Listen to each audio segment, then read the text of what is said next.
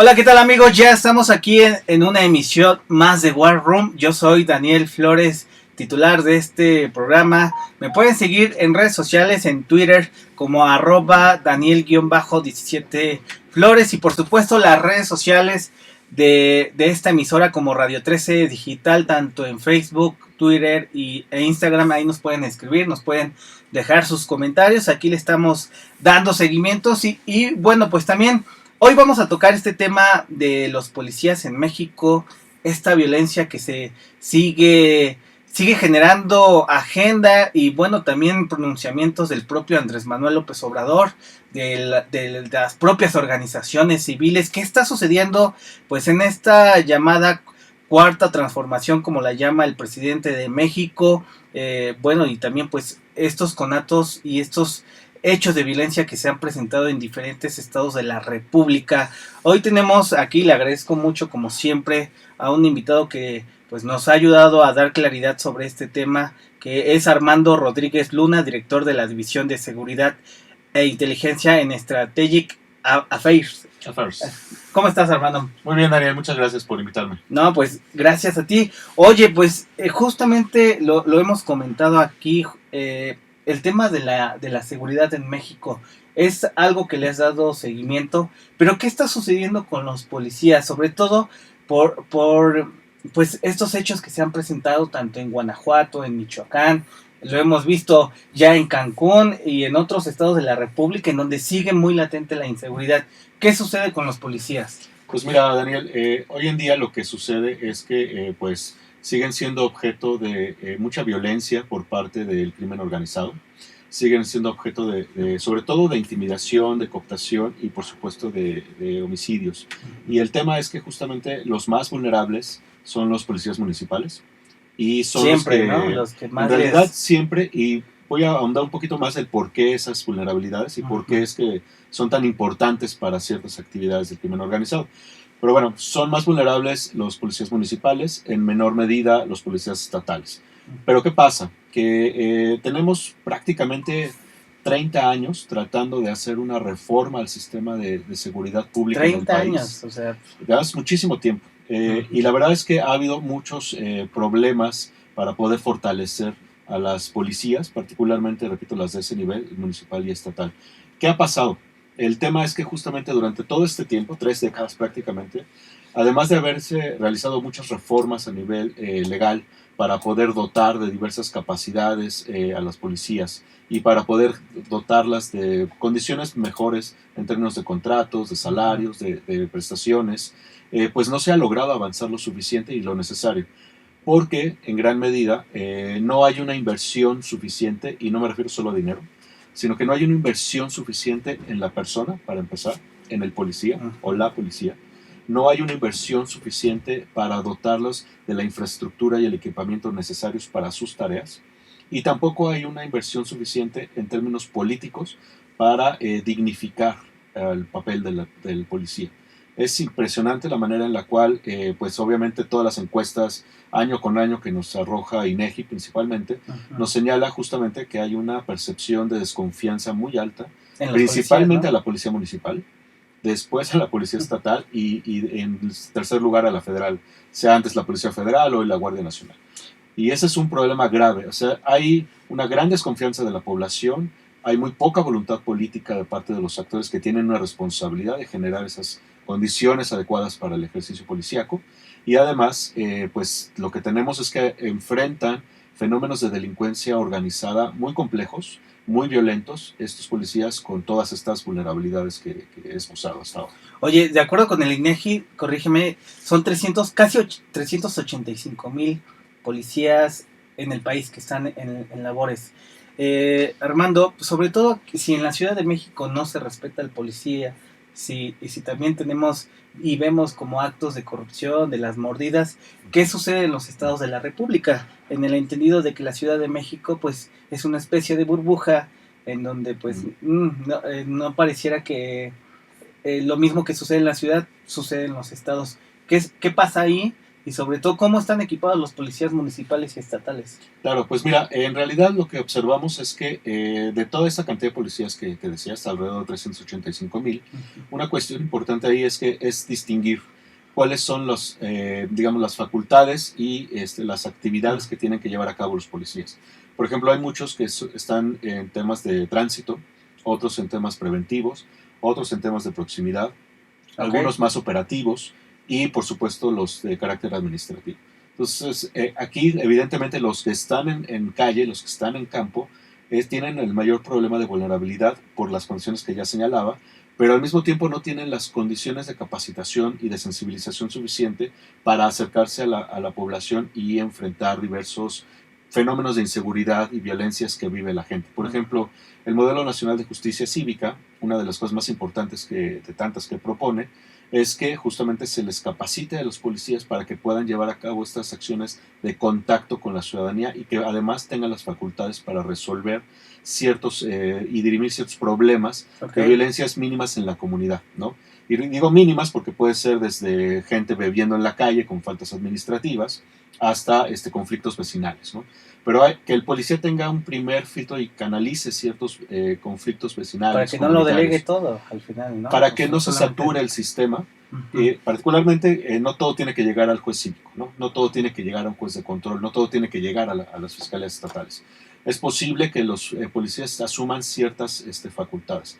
También el Modelo Nacional de Justicia Cívica y todo lo que implicó el sistema penal, el nuevo sistema penal, que ya no está nuevo, pero que les da facultades también para investigar.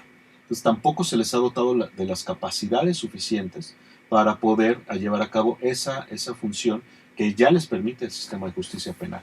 Entonces los policías también podrían, desde seguridad pública, con ciertas capacidades, poder llevar a cabo investigaciones. En teoría, ¿no? O sea, no en teoría, eso ya es parte de... Sí, claro, es parte del nuevo sistema de justicia penal.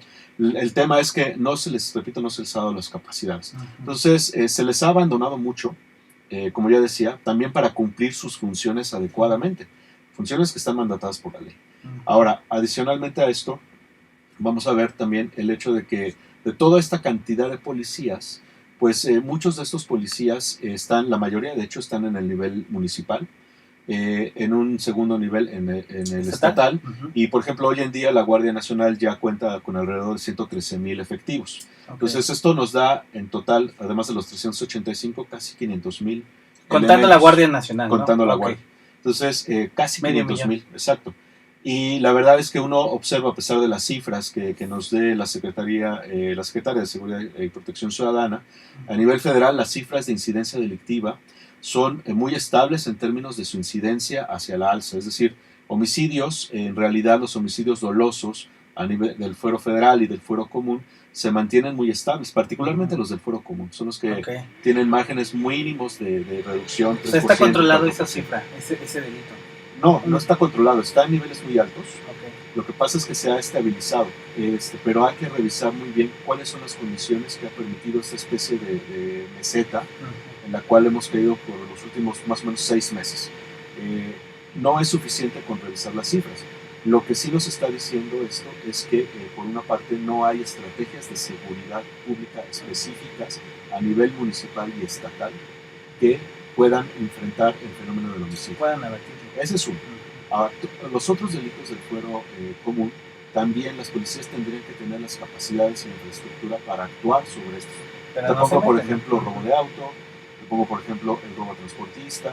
Son otro tipo de delitos sobre los cuales evidentemente es fundamental tener no solamente un despliegue de personal, sino tener una estrategia que permita el despliegue operativo bajo ciertas circunstancias y que además... O sea, no como sucedió en Zacatecas, que mandaron, o como viste que mandaron, pues no sé, tantos números de unidades de la Guardia Nacional cuando estaba ardiendo en seguridad Zacatecas. Exacto, y ves, lo que pasa es que se atienden cosas muy específicas que son bomberazos, ¿no? En lugar de que estén guiados por sistemas de inteligencia también, además de este despliegue estratégico, están guiados por ocurrencias o por bomberazos mediáticos, ¿no? Por presiones mediáticas, ¿no? Por ejemplo, lo que hemos visto en los últimos 2 años en Zacatecas, justamente De los primeros afectados de la violencia por la expansión del cártel Jalisco Nueva Generación hacia ese estado fueron las policías municipales. Ataques a muchos policías de Jerez, de Valparaíso, de Fresnillo, y esa fue una de las vías por las cuales el cártel Jalisco empieza a asentar su control sobre el territorio, sobre aquellas personas, en este caso policías, que conocen bien las carreteras, las veredas, las calles, las zonas urbanas, semirurales, en fin. Controlarlos a través de la violencia es parte fundamental para esos grupos criminales. Y en ese sentido también tenemos, no sé, 15 años por lo menos, en los cuales policías municipales son los más afectados en este primer despliegue de control territorial de grupos criminales. Y no tiene, vuelvo a decir, no hay detrás estrategias, inversión, voluntad, nada, capacidad. No. Es muy difícil encontrar cuerpos policíacos en el país, sí los hay. Por ejemplo, Guanajuato. En Guanajuato, la ciudad de León, justamente contaba con la policía, quizá una de las policías más preparadas en términos de capacitación, de tecnología, su C5, en fin, tenía toda una infraestructura interesante. Incluso era más, cumplía mejores estándares que la policía estatal de Guanajuato. ¿Y qué sucedió? Exactamente, ese es el problema, que no tuvieron la capacidad, a pesar de tener estas capacidades, no tuvieron la capacidad para enfrentar fenómenos de delincuencia organizada que eran extraterritoriales, es decir, más allá de la ciudad de León, y fueron absorbidas justamente por esta violencia. La capacidad que tenía la policía de León no se equiparaba ni de lejos con las pocas capacidades de las policías de Celaya, de Salamanca, de Irapuato, y entonces fueron controladas muy rápidamente por un grupo criminal que se sofisticó como el Cártel Santa Rosa de Lima, después por ese enfrentamiento con el Cártel Jalisco Nueva Generación, y en medio lo que vemos justamente es que además de los ataques a los policías, hay muchos policías desaparecidos.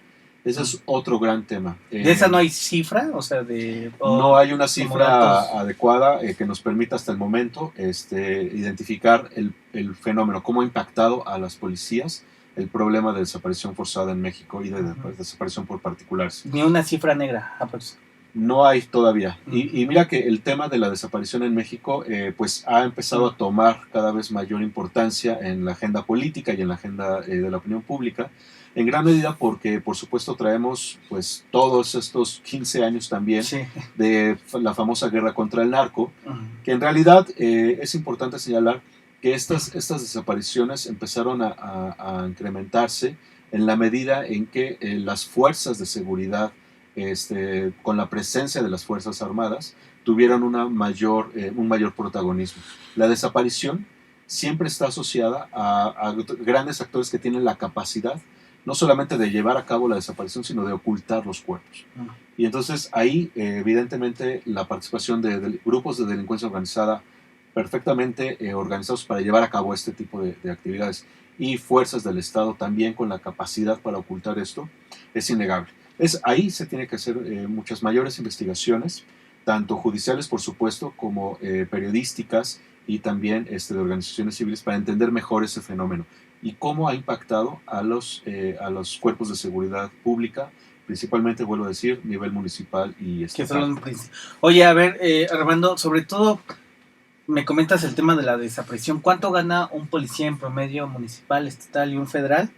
Y también si nos pudieras... ¿Hay algunas cifras de policías asesinados en los últimos años? ¿Hay, por ejemplo, a nivel nacional y en qué ciudades o estados se presenta más esto? Claro, pues mira, los registros que existen en cuanto a las policías que han sido víctimas de homicidios, por ejemplo, quizá Causa en Común es la organización civil que mejor ha documentado esto. Ha documentado esto, porque sí lleva una numeralia muy específica y ya tiene varios años de hacerlo. Y quizá esta organización también es la que mejor ha analizado estos problemas en los cuales se enfrentan estos policías y que derivan en que sean víctimas de homicidios. Veracruz es uno de los estados, de acuerdo a esta numeralia, más violentos, que ha registrado la mayor cantidad de policías. Pero la verdad es que sí habría que extender el estudio. Causa en Común hace un trabajo muy bueno, pero evidentemente con las limitaciones con las que cuenta cualquier organización civil. Incide es otra organización que también ha estudiado mucho, por muchos años, por lo menos una década, el tema de las policías y que también ha identificado muchas causas estructurales sobre las cuales se fundamentan las vulnerabilidades que he comentado. Ahí hay documentos muy interesantes justamente que reflejan el tema de los salarios, el tema de las prestaciones, Sí, sí, sí. el tema de la violencia institucional a la cual son sometidas estas personas y que tiene que ver justamente con abusos de poder, que tiene que ver con formas violentas de mantener la disciplina, la presencia que se tuvo cada vez mayor de militares o exmilitares o militares en retiro con licencia en la dirección o en las secretarías de seguridad pública municipal o estatal y el uso de esa disciplina militar sobre estos efectivos de elementos policíacos, Sí. que redundó justamente en abusos de poder y violencias de otro tipo. La corrupción institucional a la cual también están sometidas estas personas de manera constante. Entonces, si lo vemos en el cúmulo de cosas, Es estructural, ¿no? es También. un problema muy grave y que lamentablemente se ha dejado de lado por el gobierno federal, se ha dejado de lado por los gobiernos estatales. Muy poca presencia, pues limitada sobre todo por las posibilidades que tiene la cooperación internacional y algunas organizaciones civiles como las que mencioné, que buscan dotar a los policías pues, de principalmente de atención, ¿sabes? Es darles esta atención que merecen y que tendrían que tener una mayor atención por parte de actores políticos. Pero tienen una atención hasta cierto punto por la cooperación internacional y estas organizaciones civiles que les dan capacitaciones, que les dan incluso certificaciones, que buscan dotarlos de una mayor dignificación de su trabajo. Pero en realidad hay que hacer mucho más y esto es responsabilidad esencialmente de estos actores políticos. Sí, termina. No, solamente para cerrar con el tema de los salarios, justo, que ha sido uno de los temas que quizá es el que más se ha mencionado, pero que visto en el contexto de todo lo que he señalado, pues es una pildorita, ¿no? Es un mejoralito. Los policías en México, el mejor pagado está regularmente en la zona norte del país, en los estados del norte, y alcanza un máximo de 15,000 pesos mensuales. 15,000, el mejor pagado en promedio. Exacto. Y el peor pagado es en el sur del país y que alcanza menos de 6,000 pesos mensuales. Entonces, la verdad es que las brechas son muy, muy grandes. Muy marcadas. Hay que tomar en cuenta también que evidentemente el costo de la vida en cada una de las regiones del país varía mucho, pero aún así estos sueldos son insuficientes para el tipo de responsabilidades, el tipo de funciones que tienen estas personas, ¿no? Que al final de cuentas, en un país con los niveles de homicidios, con los niveles de violencia, delincuencia organizada y de control territorial que buscan estos actores, pues el riesgo es muy alto y los salarios no son adecuados. A eso agrégale las prestaciones, que no todos cuentan, alrededor del 76% cuentan con prestaciones sociales adecuadas. A nivel nacional. Para llevar a cabo sus actividades. Por esto me refiero a acceso a servicios de salud, educación, pensiones, este tipo de cosas, ¿no? Entonces, sí es necesario hacer una valoración actualizada, muy puntual, acerca de cómo podemos mejorar las condiciones estructurales de los policías y que esto conlleve también una dignificación, no solamente de su salario, sino de toda la función policial. De todo lo que comentas, ¿no? Porque no solamente es aumentar el sueldo, porque es una pildorita. Tú mencionabas, oye Armando, sobre todo pues muchos de estos los vemos con chalecos antibalas que luego ya tienen 10 años, ropa o equipo que luego no sirve. Me comentaba, hay un policía en Michoacán que luego las pistolas que tienen ni siquiera saben si funcionan. También se enfrentan a eso, ¿no? Cuando ni siquiera el equipo que portan es funcional a la hora de presentarse un incidente. También cómo son equipados los policías. Pues es que no hay... estos casos que tú reflejas, la verdad es que son varios en el país, en donde les dan chalecos usados, en mal estado, les dan incluso malolientes, pistolas, revólver, en fin, que no sabe uno ni siquiera si sirve, ¿no? Si funcionan y los antecedentes, ¿no? La trazabilidad de esas armas. Entonces están en condiciones realmente muy graves en este sentido de equipamiento. Y esto lo único que refleja justamente es el desdén de estos actores políticos que tendrían que ser responsables de dotar de esto. Me refiero a los actores legislativos que tienen que asignar presupuestos, que tienen que asignar leyes que obliguen a los actores políticos que toman decisiones para dotar del equipamiento y de la infraestructura adecuada a estos policías. Y el problema es grave, porque además las policías municipales en el país son las que registran un mayor robo y pérdida de armas de sus Las lugares. municipales. O sea, mal de todos los sentidos la municipal. ¿Qué está pasando ahí? Porque, por ejemplo, se habla mucho del tráfico de armas en México, por supuesto que es un problema grave, el tráfico de armas de Estados Unidos hacia México. Ya sabemos que la Cancillería ha emprendido una demanda contra las principales armadoras en Estados Unidos. Esperemos que eso continúe por el buen camino que hasta ahora va. Pero el asunto es que, pues en realidad también hay un problema grave al interior del país. Y un problema grave de robo hormiga de las policías municipales de estas armas. ¿Y dónde terminan? O sea, también, ¿dónde están estas armas? O sea, ¿no? ¿Ellos mismos? O sea, ¿te refieres a que hay un robo hormiga de parte de ellos mismos? ¿La revenden? No se sabe. O sea, eso tendría que establecerse, ¿no? Ajá. Evidentemente aquí nadie es culpable hasta que se demuestre lo contrario. Sí. Pero el punto aquí justamente es que ese es un problema que existe y que necesita investigarse mucho más. Porque a nivel territorial, en muchos de los lugares del país en donde no solamente prolifera este problema del robo de armas en las policías municipales, también prolifera el tema de la expansión de las empresas de seguridad privada que ofrecen muchos servicios a nivel municipal y entre municipios de estados, de uno o varios estados, y que tienen muy poca regulación, tienen muy poca rendición de cuentas y que muchas veces utilizan por subcontratación o por otras vías más informales a policías municipales para que lleven a cabo tareas dentro de las empresas de seguridad privada. ¿Por qué? Hasta eso. Porque los bajos salarios de los policías municipales muchas veces obligan a que se tengan que llevar a cabo, pues se tengan que llegar de otros trabajos. Sí. Y muchas veces sucede esto y entonces el tema es que no hay un control suficiente en los arsenales y en los esquemas en los lugares donde se tienen que guardar este tipo de armas. O sea, aparte de que dobleteen las policías municipales, ¿revenden estas armas? Es lo que digo, eso no lo sabemos. Lo que no sabemos es si policías municipales están personas involucradas en esto. No lo sabemos. Pueden ser los mandos, pueden ser los operativos, no lo sabemos. Pero lo que estoy tratando de decirles es que ahí hay un problema grave que se tiene que investigar mucho más a fondo. ¿Por qué? Porque eso genera mucha más proliferación de armas ilegales en el país. De por sí, ¿no? Que terminan en manos de personas que no sabemos si son de empresas privadas de seguridad, si son del crimen organizado, si son policías municipales que las llevan cuando están francos. En fin, tenemos que tener un mayor control sobre el uso de las armas al propio interior de las policías municipales. Eso es necesario. Son un montón de problemas y sobre todo, ¿cómo diferencias, nada más para terminar, Armando, y sobre todo para la ciudadanía, cómo diferencias entre funciones, facultades a un policía municipal, a un estatal y a un federal? Bueno, principalmente el tema... Porque luego hay esa confusión entre... Claro, pues los policías municipales sobre todo están abocados a los temas tanto de tránsito, como de la atención de algunos delitos que están dentro del fuero común. Los que ves en patrullas. Motocicletas, en fin, y pues evidentemente todos los que andan a pie.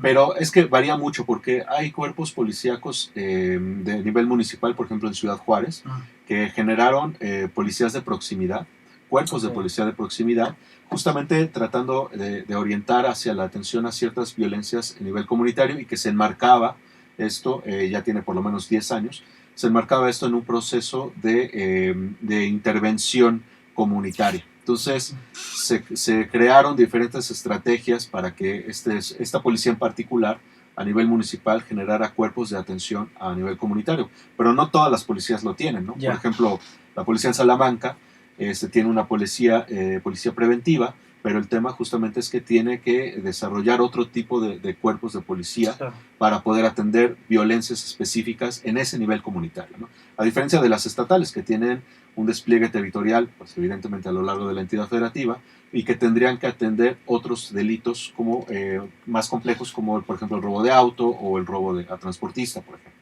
¿no? Entonces hay funciones y facultades que están establecidas evidentemente por la ley, y que tendrían que ver también con las jurisdicciones entre municipios y estados. De cada zona. Pero el tema es que también tendría que haber una complementariedad y una coordinación entre instituciones. Comencemos por esos dos niveles, ¿no? Municipal y estatal. tendría que haber una complementariedad en términos estratégicos, en términos operativos, en términos de inteligencia, una mayor coordinación y comunicación. Y eso tampoco lo vemos de manera regular en el país. Yo la verdad no conozco ni un solo caso en el país en donde por lo menos existan estos esquemas de coordinación y comunicación a nivel municipal y estatal entre policías. Es un relajo completo. Por eso estamos con graves problemas de inseguridad pública, de violencia. Y la verdad es que no solamente es el tema de los homicidios, hay muchas otras violencias que son que